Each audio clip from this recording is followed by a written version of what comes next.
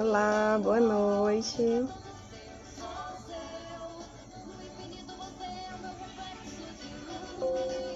Sejam bem-vindos e bem-vindas à nossa Neurolive de hoje.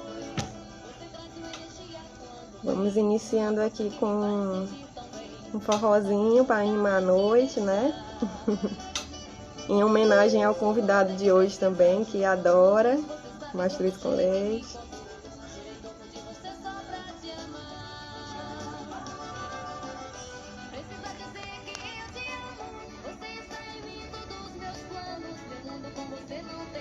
Bom, já são 8 horas, 8h02, ele já está a postos há um tempinho. Vou procurá-lo por aqui, professor Fausto.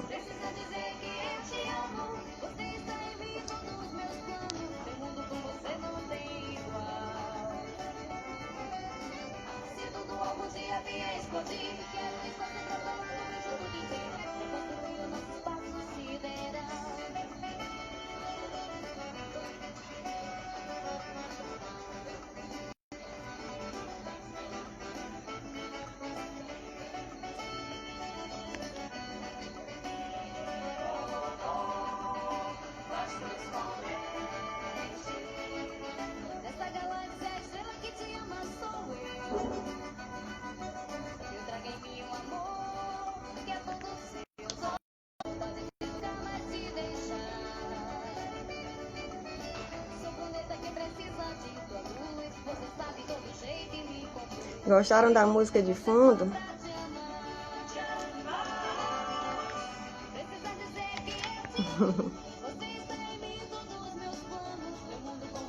Vou aumentar mais um pouquinho enquanto a gente não começa.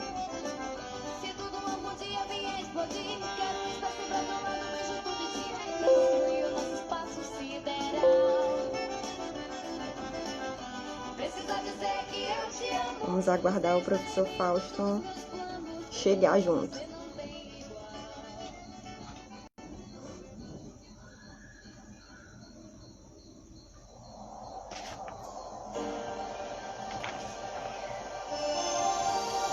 Nem é o som do vento, nem o estrondo do trovão, é o roncado da sanfona me chamando pro São João.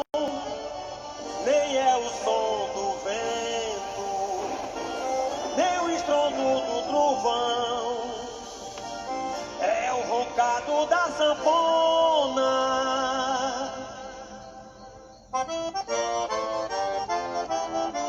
É o forró mastruz com leite, me chamando pro São João. Aê! Ó o forrozão!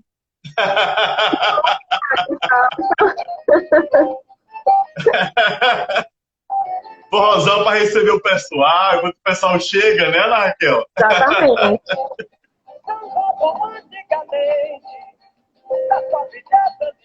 Mês junino, melhor mês do ano. Então, aí eu pensei assim, Fausto gosta de mastruz com leite. Quem não gosta de São João, né? Isso. Então, vamos dar um clima e aproveitar o momento, né? Isso. Tá tudo ok, Fausto? Adorei. Hã? Áudio, vídeo, tá tudo ok? Tudo ok. Eu acho que todo mundo tá me ouvindo aí direitinho, né? Eu tô escutando bem você, tô ouvindo as mensagens. Minha mãe chegou aí na live, fico mega emocionado. Que amor.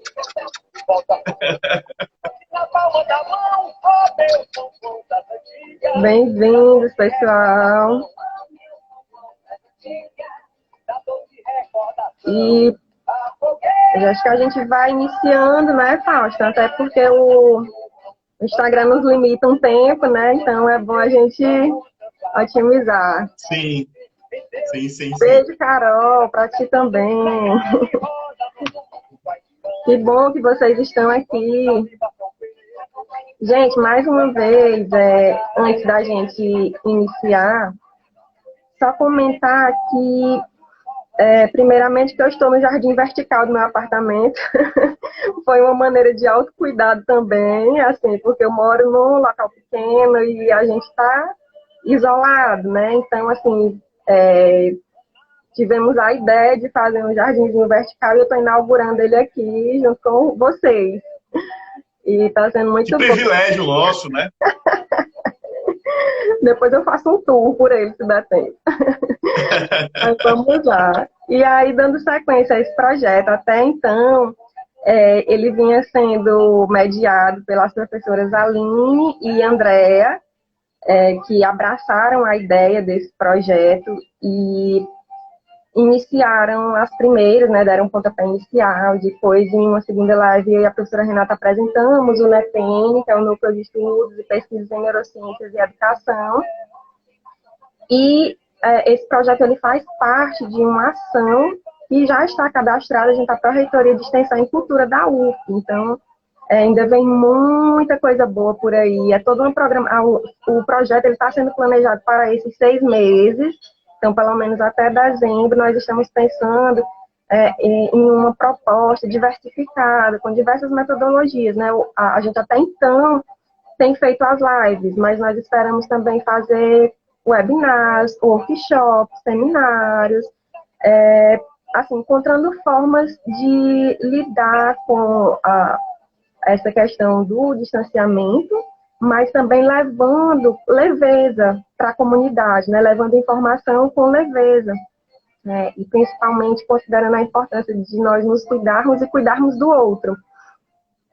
E aí, Fauston, gentilmente, aceitou estar conosco hoje, dando uma diversificada dos temas que vinham sendo abordados até então, com foco nas questões relacionadas à educação propriamente dita, os desafios da educação, aspectos relacionados à cognição, né? E hoje nós vamos falar de um tema bastante importante que o Fauston vai já dizer, né? Já foi divulgado, né? Que é a questão da atenção psicossocial e educacional à criança e adolescente.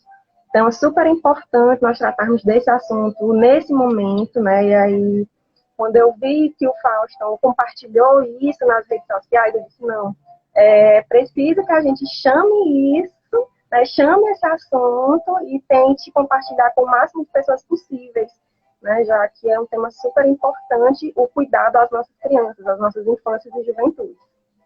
Bom, esse grupo, ele é aberto para toda a comunidade, né, acadêmica, não acadêmica, então, provavelmente, aqui tem algumas pessoas que vão estar assistindo agora, mas também, como esse vídeo vai ficar salvo, vão acompanhar depois, e talvez não conheçam o professor Fauston, que para nós dispensa apresentações porque a sua fama, o seu currículo, o seu histórico, a sua luta o precede.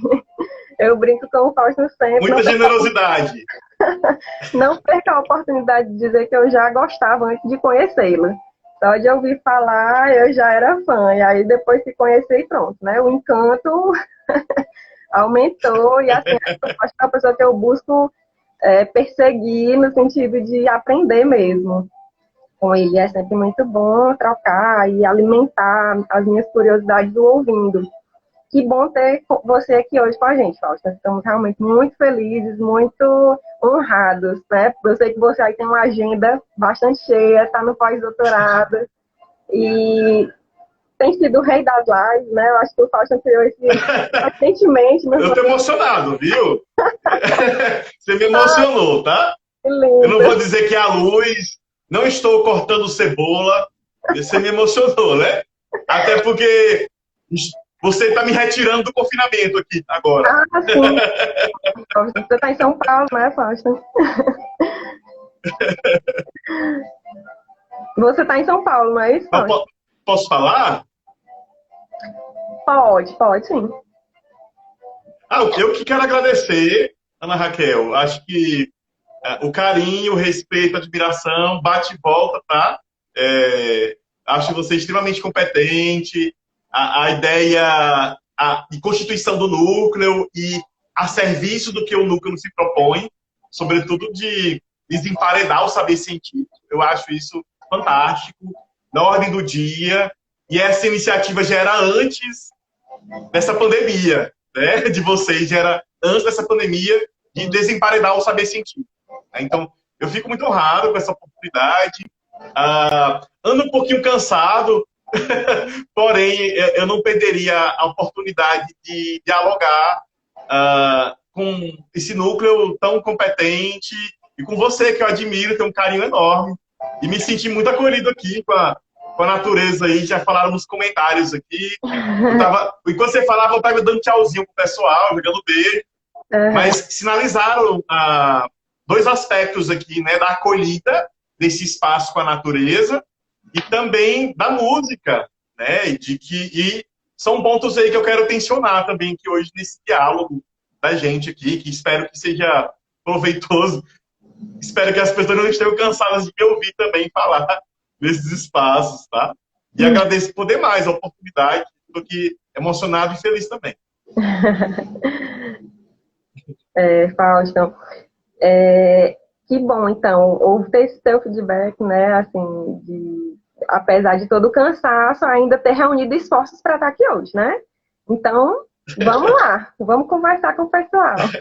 Aí, como eu estava dizendo, pode ser que aqui muitas pessoas que estão vendo ou que ainda vão nos assistir não te conheçam, apesar, né, de você já ser uma grande referência, né, em psicologia educacional, escolar, mas não custa nada fazer essas apresentações, né? O professor Fausto, ele é psicólogo, mestre e doutor em educação pela Universidade Federal do Ceará.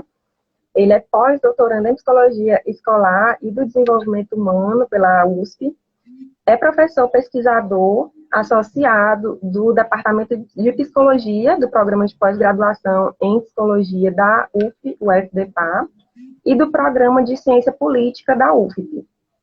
Indicado ao Prêmio Jabuti na área de Ciências Humanas no ano de 2020 pela obra A Psicologia Escolar e a Educação de Jovens e Adultos, pesquisador no grupo de pesquisa Psicologia e Escolarização, Políticas Públicas e Atividade Profissional na Perspectiva Histórico-Crítica, vinculado ao Laboratório Interinstitucional de Estudos e Pesquisa em Psicologia Escolar, da USP, é membro da Associação Brasileira de Psicologia Escolar e Educacional e membro do Fórum Nacional de Medicalização da Educação e da Sociedade. Então, o que esse homem tem lutado pela educação no nosso estado, no nosso país, não é brincadeira.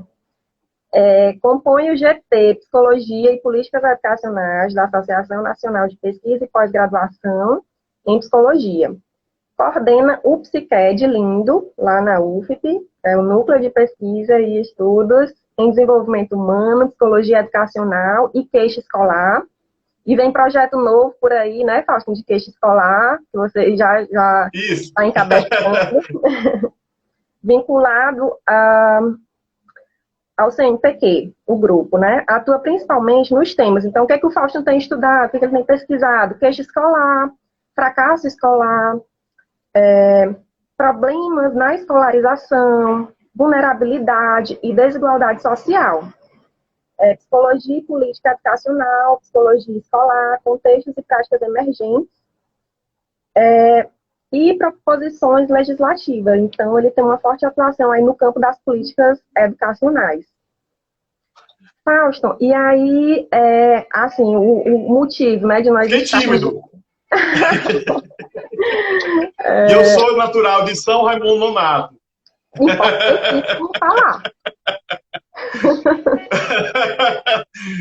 Desculpa, Raquel. Estou descontraído aqui. E dono e proprietário do sorriso mais contagiante que eu já vi. Só, né, para fechar. Já pensou se fosse ruim? Porque eu rio muito, né? Já pensou se fosse ruim? Eu tava ferrado, né? Bom, Fausto. Então, vamos tentar, assim, falar de forma... É uma conversa, né? Isso aqui é uma conversa e quem estiver nos ouvindo também pode deixar seus comentários que a gente vai tentando interagir, né? De acordo com as dúvidas que forem surgindo, colocações. Então, Fausto, você participa do movimento chamado Frente Nordeste Criança, né? E aí eu vi Isso. a sua publicação em relação a uma nota técnica. Então, eu queria que você falasse um pouquinho para a gente sobre esse movimento, né? Sobre a Frente Nordeste Criança, o que configura esse movimento. Tá. Eu tô há poucos dias desse movimento, né? Eu fui convidado, acho que eu tô mais ou menos com uns 15 dias somente, né? É um movimento novo, né? Ele é formado por representantes de todos os estados do Nordeste e esses representantes envolvem técnicos da educação, da assistência, saúde, educação. Temos em torno de 2, 3 representantes por estados. Tem universidades envolvidas, ou seja, tem tantos profissionais técnicos ou professores, pesquisadores e pesquisadoras envolvidos. Então, assim, é um agregado de profissionais desta ordem, mas essa frente, ela também é vinculada ao Consórcio Nordeste, que combate no enfrentamento ao Covid-19. Então, assim, esse movimento todo se iniciou no final de março, foi se consolidando abril, maio, onde foram agregando diferentes profissionais, né? E esses profissionais, como é que a gente tem sido agregado? É um trabalho voluntário, não é uma seleção, vão indicando os colegas, pessoas que estão, de alguma maneira, aguerridas, envolvidas com lutas envolvendo a interface saúde, educação, assistência, o cuidado da infância e adolescência, né? Até rimou, né? Mas, assim, são profissionais que temos uma meta, também tem boas universidades, esqueci de falar, né? Deixa eu pescar aqui, tá? Universidade Federal do Alagoas, da Bahia, do Maranhão, todas federais. A Paraíba tem 2 federais envolvidas, a Federal de Campina Grande, da Paraíba, a Federal do Pernambuco, a nossa UFPI está envolvida, Federal do Sergipe, Federal do Rio Grande do Norte e a Universidade de São Paulo. Né? Então, temos profissionais diversos e universidades envolvidas com a intenção de rastrear informações, dados desses estados, das potencialidades e fragilidades, com a intenção da gente criar notas técnicas, assim como também subsidiar debates e ações concretas. Né? Então, assim, um agregado de profissionais, a gente se reúne dependendo da demanda, semanalmente ou menos de uma semana, né? Tem uma variedade grande. Por exemplo, ontem à noite a gente esteve reunindo para planejar uma ação futura, né? Então, como eu falei, eu estou há menos de 15 dias nessa frente e é um trabalho denso, pesado, de tentar pensar e refletir o cuidado à infância e adolescência frente à pandemia. E, assim, pensando sempre em questões concretas, né? A realidade de cada estado, como cada estado tem vivenciado, considerando suas singularidades políticas, econômicas, culturais e também, o que eu tenho falado aqui a todo momento, suas potencialidades também. Né? A gente não pode nem fazer vista grossa.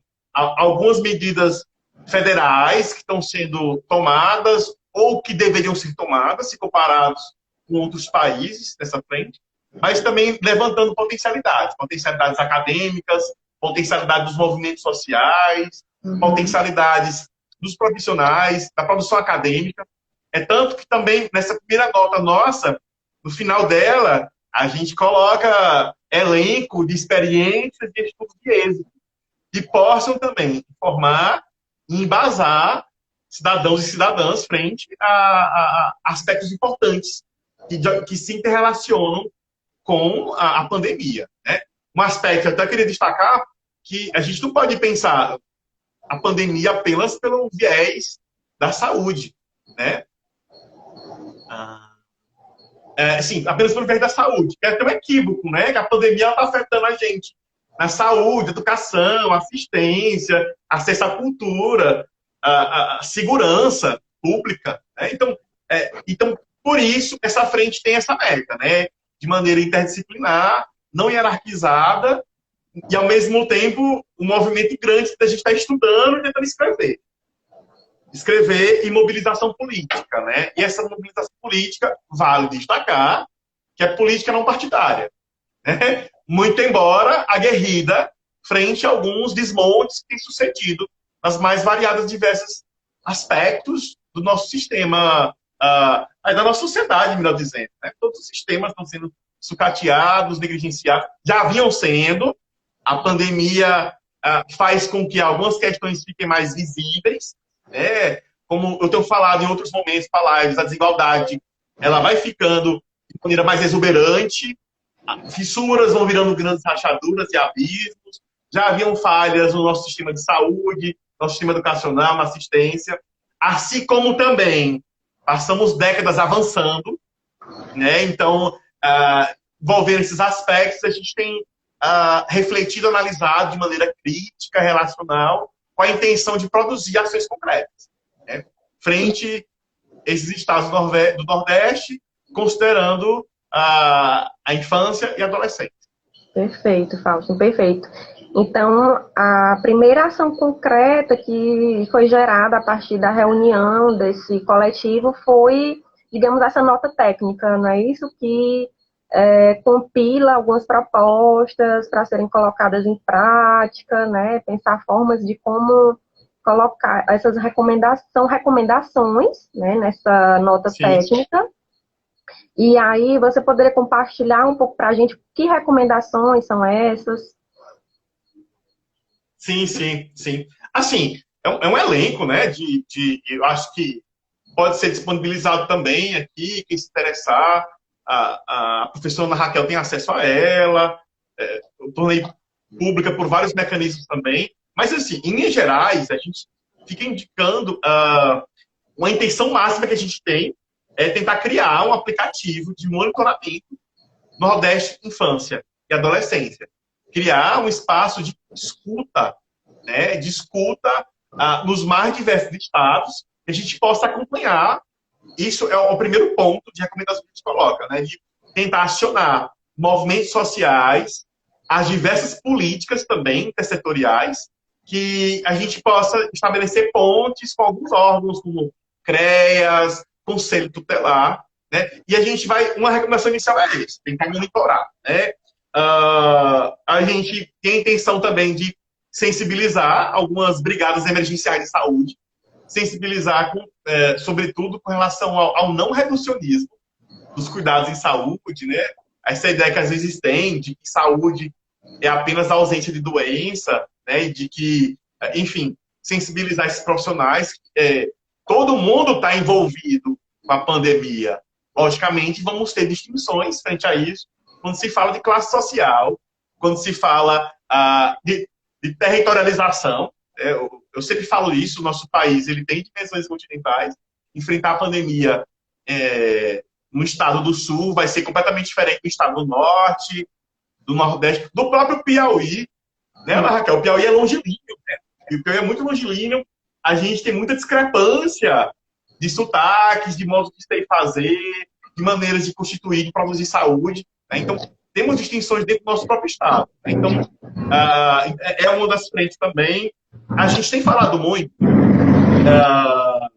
de aliar também ações, essas ações que fazem a distribuição de cestas básicas, que elas também possam ser aliadas à distribuição de cadernos, lápis, de materiais que possam também compor a produção de segurança nesse momento. Né? Falando isso, que alguns órgãos, alguns movimentos sociais têm produzido isso, e a nota tem essa intenção também de orientar. Né? Então, quem tem distribuído ações desse tipo, as medidas de cestas básicas, e também o faça com cadernos escolares, com lápis, pensando a ideia de segurança alimentar, estendendo-se a segurança de uma maneira ampla, né? A produção de bem-estar, né? E também, lógico, ao se falar dessa distribuição de cestas básicas, que seja feita de maneira digna, responsável, até porque se for feita de maneira digna, ela fere um princípio básico dos direitos humanos e fere a segurança alimentar. Eu tenho que ter acesso ao alimento com dignidade, com respeito, e que também seja algo emancipador. Né? Uhum. Falando também de medidas concretas em lugares remotos, que a informação nem sempre chega. Tem procurado criar mecanismos frente a isso. Né? a criar também frentes de formação mais próxima da homogeneidade, envolvendo a diversidade de profissionais, está querendo veicular, que as informações veiculadas elas circulem por cartas, por informes, pelos mais diversos mecanismos também, redes sociais, que, ao mesmo tempo, nós temos que nos aproximar disso, né? Estamos vivenciando um momento que a ciência é colocada total em xeque. A ideia do terraplanismo é presente, inclusive, no Ministério das Relações Exteriores. O ministro das Relações Exteriores, ele é terraplanista, ele acredita que a Terra é plana. Então, estamos também com essa frente de recomendação de divulgar, disseminar esse saber científico para promover cada vez mais contatos via lideranças comunitárias, rádios locais, né, carros de som, que sejam... isso a gente botou o item da nossa nota, a gente coloca como um veículo de possibilidade, de disseminação das informações.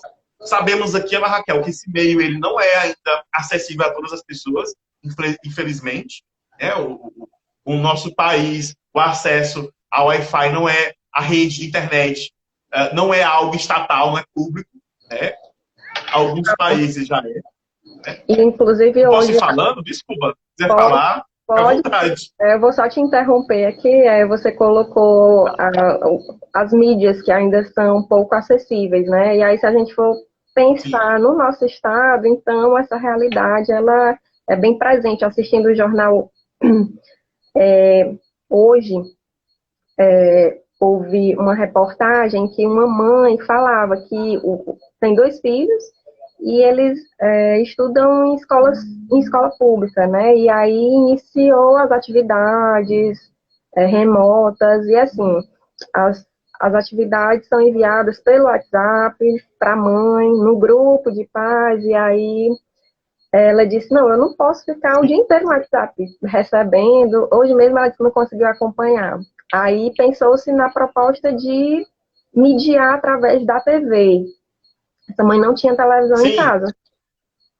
Sim. Não tinha TV, né? Não tinha TV em casa. E ela não sabia o que fazer, como dar conta. Então, além das cobranças, ainda coexiste a dificuldade do acesso, né? Então, assim, que cuidados são esses que, ao mesmo tempo que essas crianças têm uma obrigação de estar cumprindo esse ensino, elas não têm recursos para isso, né? E toda a problemática que isso gera. Então, é um dos aspectos, né, a serem refletidos a partir também desse movimento que pensa essas diferenças, né, essas dificuldades no acesso, Sim. e que repercutem sobre o cuidado sobre essas crianças, sobre esses adolescentes que ficam à mercê. Sim, e a gente está pensando justamente nesses aspectos, Ana. Gostei demais dessa colocação sua e me ajuda a detalhar um pouco mais do que eu estou tentando expressar.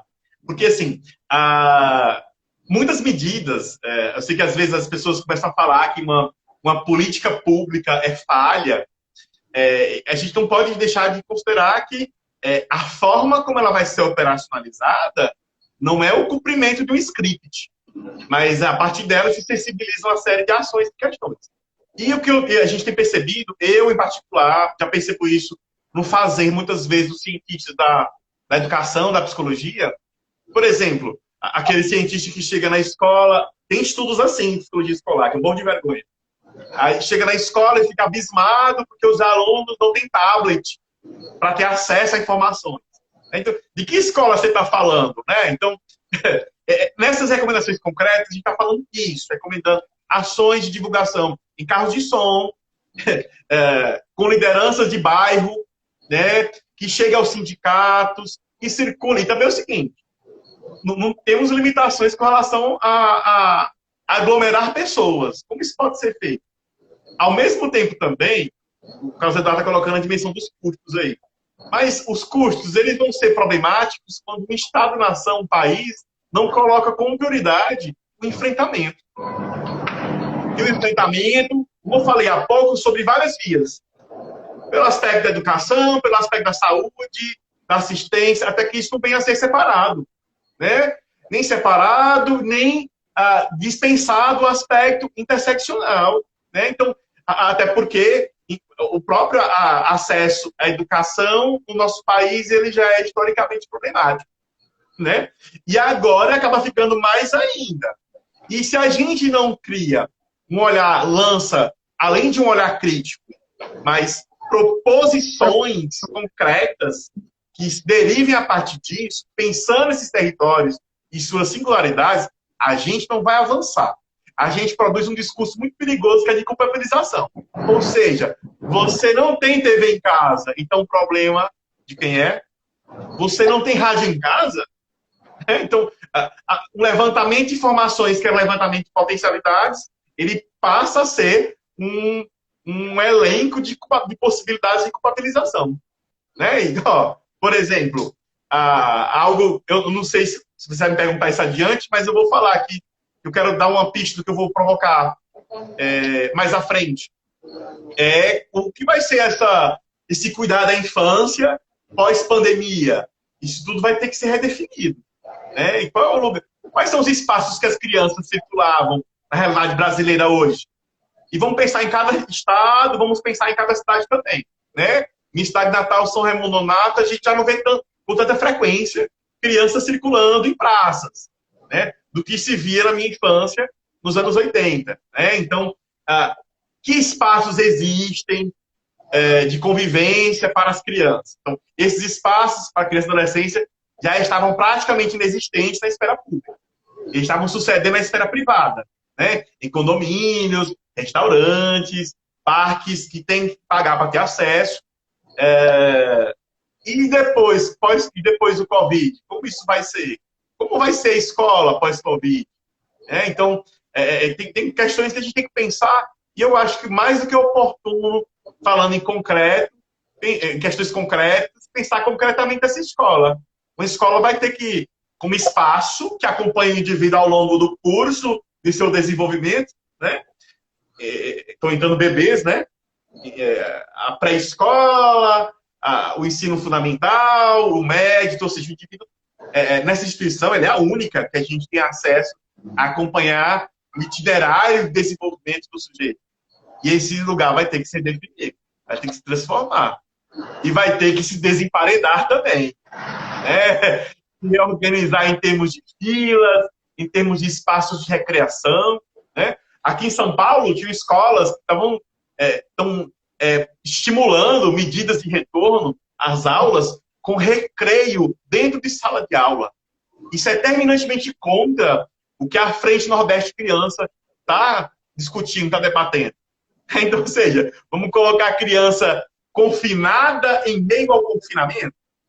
E o risco de aumentar o emparedamento, né? O que tanto, inclusive, sim, uma das suas alunas vai estudar, está estudando no mestrado, né? A questão do desemparedamento e o quanto que isso pode ser, se não for, assim, as políticas não forem pensadas em conjunto, em consensual, mas se as propostas elas não dialogarem com os órgãos governamentais, e a dificuldade que eu vejo é essa, assim, por exemplo, esse movimento, né? Tem pessoas que estão realmente implicadas com essas políticas, né, nessas propostas de propostas de atenção e cuidado, mas como é que essa proposta ela vai alcançar os órgãos, a administração superior do nosso país, que precisa também ter essa contrapartida. E aí o risco também de medidas isoladas, né, de ações isoladas, aumentar a questão do emparedamento da infância, né, o que tanto se tem lutado contra a Thaís, né, pelo que me recordo da Thaís... Thaís está aí na live. Tá aí. O desemparedamento. Né, Thaís, tá aí um desafio para você, Thaís, pensar o desemparedamento da infância no pós-pandemia. E assim, o que é interessante, que acho que a gente tem que pensar sempre, quando a gente fala em pensar em questões concretas, fica parecendo muitas vezes que é um pensamento fechado. Nem tanto. Não é bem assim o caminho. Pensar em ações que venham ser efetivas, considerando o que há de real ali, de possibilidade. Porque senão fica naquela recomendação inexequível aquela recomendação que imputa à vítima de responsabilidades de culpabilização. Eu queria lembrar aqui que, historicamente, a gente tem, em momentos difíceis, desafiadores, né, a gente teve que se ressignificar, não apenas como pessoas, mas se ressignificar como sociedade. Né? O próprio Renascimento, como momento histórico da humanidade, ele foi extremamente marcado pela ressignificação dos valores humanos, do lugar do sujeito, das artes e da ciência. Né? Até porque agora, se há algo que pode nos salvar, se não é o trabalho coletivo enquanto sociedade, a ciência e a arte. Esses dois últimos aí, claro que merecem um destaque. Nós tivemos um Ministério da Cultura extinto, né? E a nossa ciência sendo sucateada. Né? Então, à medida que questionam se a Terra é redonda, como não vão questionar essa live aqui da gente? Essa live nossa aqui é um peixe pequeno, né? É minúsculo frente a isso. Mas falando de elementos históricos também, eu queria trazer um aspecto histórico que é muito valioso para a gente colocar em reflexão. Né? Que foram criadas escolas ao ar livre, né? Para combater a tuberculose no início do século XX. Né? E eu lanço aqui. E a tuberculose foi mal por muito tempo, por muitas décadas. Né? E até tomei nota de algumas coisas para eu poder falar aqui também. Aconteceu em 1904, surgiram as primeiras escolas ao ar livre em Berlim, né? nas proximidades de Berlim. E tinha a intenção de criar espaços, né, instituições, que permitir que as crianças continuassem estudando em um ambiente com menos chance de transmissão da tuberculose. Aí as escolas ofereciam salas ao ar livre, longe de grandes centros urbanos, e algumas delas tinham paredes, enquanto as outras ficavam em plena floresta. O que é que estou querendo colocar isso? Vale a pesquisa, vale a busca, não estou fazendo uma reflexão de linha reta. Estou falando que, vinculando ao que eu falei há pouco, de que a situação pandêmica, somada a um Estado que pensa pelo aspecto neoliberal, com princípios fascistas, produz rachaduras e ações genocidas excludentes. Então, de cara, preciso sinalizar isso. Ao sinalizar isso, coloco que, por que não pensarmos a forma de organizar o cuidado, a atenção e a proteção à infância e à adolescência. Né? Isso é estabelecido numa lei, né, numa lei máxima de cuidado à criança e adolescente, que é o Estatuto da Criança e Adolescente, que esse ano completa 30 anos, inclusive. Salvo engano, é agora em julho. Né? Então, assim, e detalhe também, falando em contexto político, né? Como é uma força, o ECA ele foi aprovado durante o governo do Fernando Collor. Né? Um governo marcado pela corrupção, pela desorganização. Estou querendo veicular com isso que a ação conjunta, politizada e crítica, ela pode se desdobrar em ações, sim. O ECA emergiu nesse contexto pela mobilização da sociedade, pela mobilização de cientistas das diversas áreas, em destaque para aqueles das ciências humanas, que também está sendo muito atacada no presente momento em nossa sociedade. Então, assim, precisamos pensar nos espaços de convivência com relação à criança e adolescente, os espaços de escuta, né? Até porque sabemos que estão avançando com esse confinamento, estão avançando, infelizmente, a violência doméstica, né? Também começam a ter indicadores péssimos quanto ao trabalho infantil, né? Também, sim, de maus tratos à infância, junto com isso. Aumento de ansiedade, depressão. Minha fala aqui não é nem um pouco patologizante e nem alarmista. A questão é que isso é pouco veiculado. Isso tem alguns interesses em torno disso também.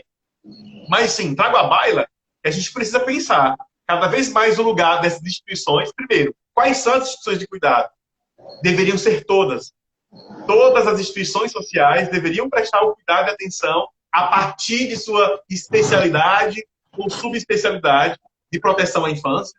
Estou falando desde lideranças comunitárias a órgãos estatais federais de ordem maior, né? De escolas, que esses espaços precisam ser fortalecidos para dar condições de serem espaços de referência. E por que não pensar também como eles são estruturados dinamicamente, eles são estruturados fisicamente. Eu estou com muita ânsia que a gente comece a redefinir esses espaços, né? Sobretudo de estruturas tão rígidas como as instituições de cuidado da infância e adolescência. A maior parte dos lugares, eu coloco até reflexão para vocês aqui, são espaços que se aproximam muito, cada vez mais, de espaços de detenção, espaços próximos aos presídios, né? Com grades, muros altos, cada vez menos espaços para liberdade de expressão, de comunicação, de fluidez do corpo, contato corporal, né? As escolas cada vez menos estão com pátios, cada vez menos estão com árvores, cada vez menos estão com acesso à própria comunidade. As escolas e diversos espaços de cuidado, de atenção à infância e adolescência acabaram virando redomas, né? Espaços que beiram o mundo privado, né? Como se estivéssemos falando de um lugar que produzisse apenas o confinamento, não produzisse aprendizagem, desenvolvimento, e que para isso eu precisaria estar feliz, estar me sentindo bem. E ao falar em estar bem, falamos em acesso a conhecimento, respeito ao ritmo, respeito ao seu modo de ser, respeitando, localizando em você também suas potencialidades, não apenas o que lhe falta, e daí por diante. Austin, tentando contextualizar aqui a partir também dos comentários que estão sendo colocados, né? Uma Mailua, uma pessoa, né? Mailua, ela coloca que seria muito importante repensar o modelo de educação. Bem, esse modelo de educação ele vem sendo pensado e repensado, e com a pandemia ela flagra a necessidade urgente desse modelo de educação. Assim, existem, né, diferentes modelos de acordo com a abordagem teórica, com a episteme da escola, mas, de uma forma geral, acabam, na prática, seguindo o mesmo ritmo. Mas, assim, a pandemia, ela veio sinalizar que ela vai ser mais uma constante do que algo temporário, né? Ela sinaliza a possibilidade de atravessarmos períodos de epidemias e de novas pandemias. Então, esse momento aqui hoje, né, essa live de hoje, essa sua discussão, ela é super oportuna no sentido de que isso daqui a algum tempo, essas ideias aqui, elas vão ter que ser propagadas, né? E as pessoas que estão nos acompanhando hoje serão os semeadores dessas ideias, porque não dá mais para voltar a um modelo de educação que se tinha, justamente considerando que vamos andar lado a lado com esses momentos aí de exposição a períodos de epidemia, períodos brandos, e a possibilidade de novos surtos. Então, assim, estamos todos tentando entender o que está acontecendo, mas as evidências mostram que o futuro, né, apesar de, com muita fé, muita esperança, logo, logo vamos ter uma solução para esse problema, para essa doença, né, que é a vacina, todas as expectativas em cima dessa vacina, mas também não podemos ignorar a possibilidade de que novos momentos como esse possam surgir, mesmo e apesar de termos a ciência ao nosso lado, com o desenvolvimento de medicamentos, de vacinas, né, para o combate. Então, esse modelo de educação ele precisa ser repensado, com certeza, considerando que nós iremos vivenciar ainda crises, né, crises sanitárias, e aí crises econômicas junto, crises sociais. Então, pensando em manter o nosso equilíbrio, pensando no cuidado com os grupos mais vulneráveis, né, principalmente crianças, adolescentes que estão em processo de desenvolvimento, de maturação dessas funções cognitivas, de formação de personalidade, enfim, e que tem na escola um campo imprescindível para a consolidação dessa formação, essas sementes que estão sendo lançadas aqui e o que o movimento representa, ele é muito importante para o futuro da educação. Sim, sim. E interessante você colocar, Ana, que você falou um aspecto que é muito importante. Você falou como cientista que você é e professora também. A gente não sabe nem o movimento ainda do contágio por completo. Eu fico vendo circular informações aí que o Brasil chegou no pico e agora vai cair. Quem disse que é o pico? Até em termos de constituição de gráfico, a gente só sabe quando foi o pico depois que sai dele. Exato. Né? Mas isso tudo é fortalecido por um fazer social diário de negar o lugar da ciência. Né? E assim, eu acredito totalmente no que você colocou. Minha linha de pensamento também é essa, de que estamos adentrando um caminho ainda que não sabemos onde vai chegar.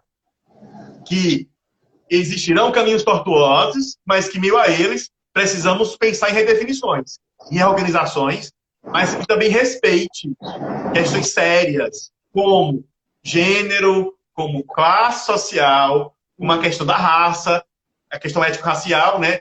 E a questão geracional. Porque cada geração também vai implicar uma série de questões.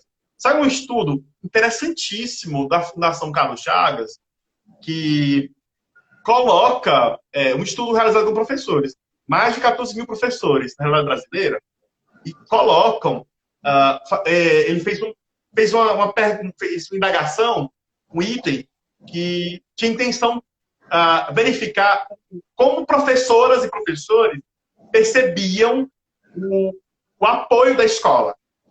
E sabe o que o estudo revelou? Que mulheres e homens brancos, professores, homens e brancos, recebiam mais apoio do que professores, mulheres, professores e professoras negros e negras. Novamente, é algo que nos incomoda de uma maneira tal como as políticas não podem deixar de considerar essas dimensões todas. E ao pensar essa pandemia, a gente não pode deixar de pensar esses aspectos. Eu falei aqui, por exemplo, na questão étnico-racial. Né? A gente for falar de questão de classe, temos outros abismos e outras questões. Então, assim, estamos aprendendo a trocar o pneu do carro, o carro em movimento. O carro está andando e a gente está tendo que aprender a trocar o carro aí, o pneu do carro aí. Então, assim, primeiro sempre assumir que a situação é complexa, não é simples.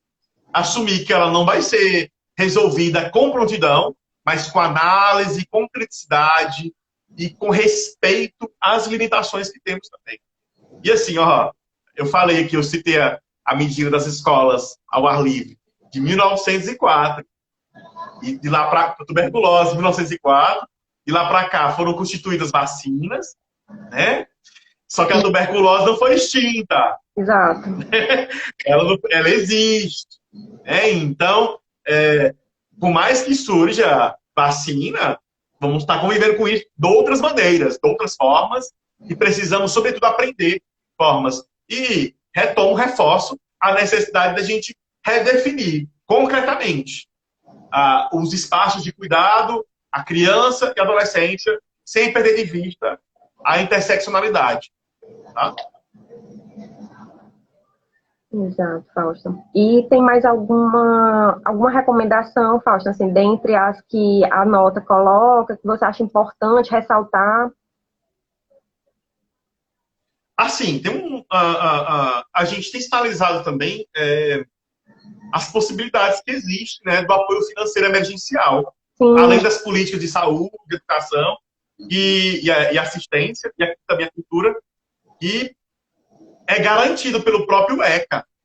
Né? Então, existe determinantes, por meio de uma legislação, que deveria destinar verba para isso, né? Apoio financeiro emergencial de cuidar da infância e adolescente. Então, é algo que a gente recomenda na nota. Ontem à noite a gente teve uma reunião para elaborar a segunda nota, já trazendo mais experiências de êxito, porque estados estão produzindo, no enfrentamento estão produzindo, e a gente está tentando veicular isso. Quem sabe uma medida de um estado inspire outro, ou de uma cidade inspire outra. Por exemplo, acabo de falar um aspecto de desemparedar a escola, mas sabemos que tem muitas escolas no Piauí, no Maranhão, que os professores dão aula debaixo de uma árvore. Sim. Então, assim, um professor que está me ouvindo na hora dessa, ele deve estar achando estupidez da minha parte, ou então uma fala um tanto burguesa. Né? Então, por isso que a gente tem que pensar no concreto. Né? Então, temos escolas no Piauí, escolas com ventilação. Em Parnaíba tem uma escola pública, por exemplo, que ela não tem ventiladores, mas a estrutura dela foi pensada, né, numa cidade quente, litorânea, com ventilação e que pudesse circular o ar. Então, uma escola dessa, aspas, está preparada em termos de estrutura física para o Covid, mas outras não. Por isso que, sim, pensar em questões de levantar, rastrear, conhecer essas realidades para a gente fazer indicações e recomendações que sejam mais prudentes, né? A gente tem batido muito também na tecla desse cuidado frente à violência doméstica, né? Não desconsiderando o gênero, mas, logicamente, o foco tem sido a criança e adolescência e o trabalho infantil também, né? Que a gente tem percebido algumas pistas de surgimento disso, até porque, em meio à crise econômica que aumentou, que já existia antes da pandemia, né? O surgimento de subempregos é algo típico também. E o subemprego, prontamente, tendem a se direcionar crianças para isso. E é algo que a gente também está criando espaços, melhor dizendo, chamando atenção para a gente criar espaços de escuta, né, frente a isso. E assim, a gente tem, na verdade, como eu falei, foi a primeira nota que a gente produziu, a gente está com a intenção de produzir uma nota que seja, sobretudo, mais cuidadosa e mais cautelosa frente que a gente não recomenda o retorno às aulas. Mas com a iminência de retornar, ontem à noite mesmo saiu o novo documento, o novo posicionamento do Conselho Nacional de Educação. Até fiquei assim, poxa, vou ter que estudar tudo de novo para a live. Eu fiquei, poxa. Então, em meio a isso, ele estava se desdobrando. Né? Olha, uma potencialidade que há. Deixa eu voltar bem aqui.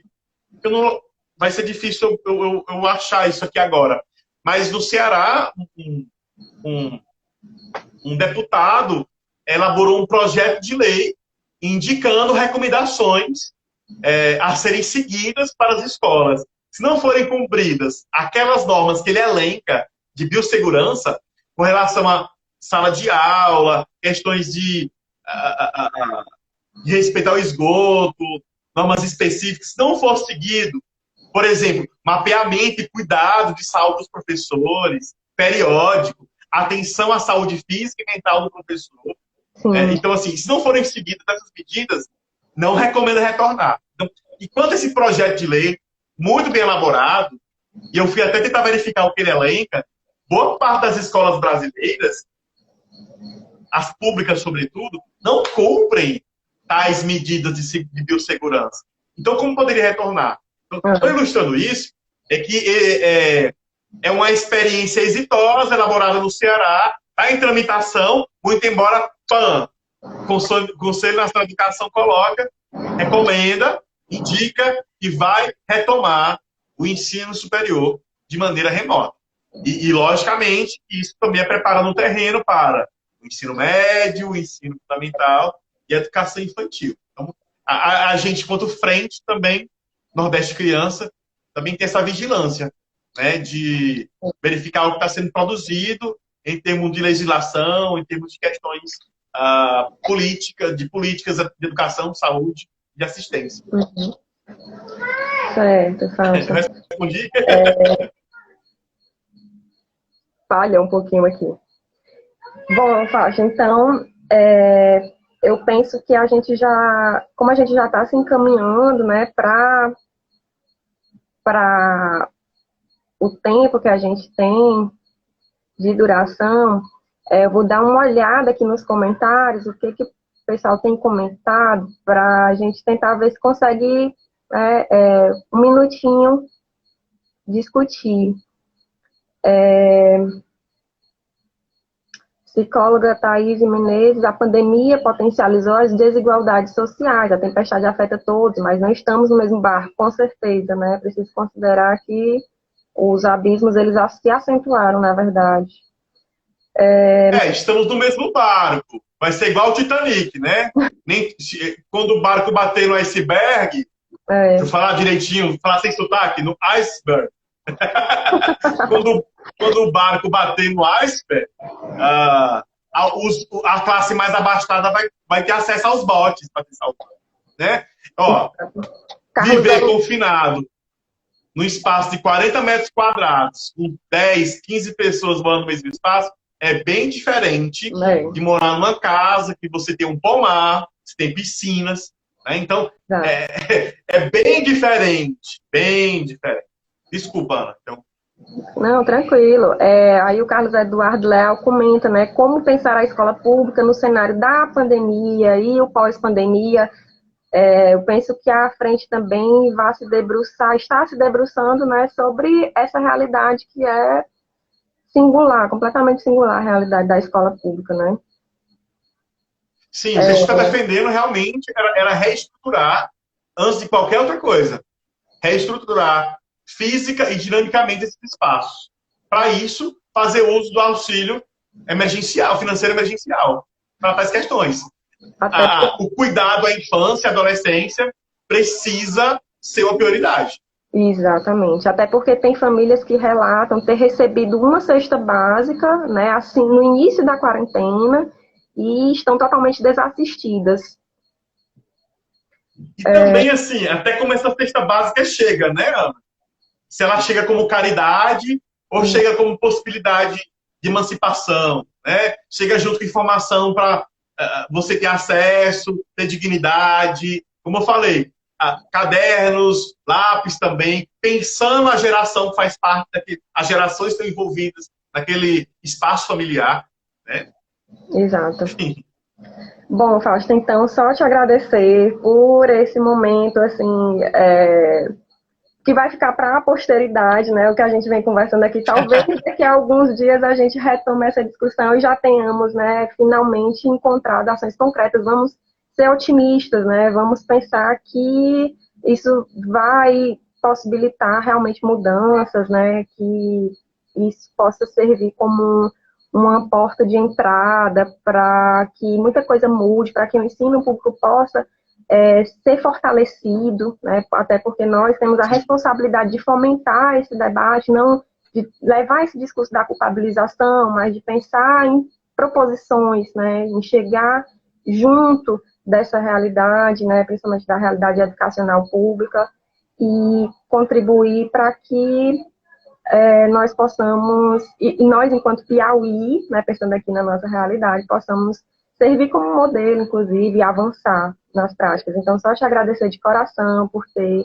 ficado com a gente, né, nessa quarta-feira, já no finzinho da noite. A todas as pessoas que participaram aqui, que deixaram seus comentários, né, a live vai ficar salva,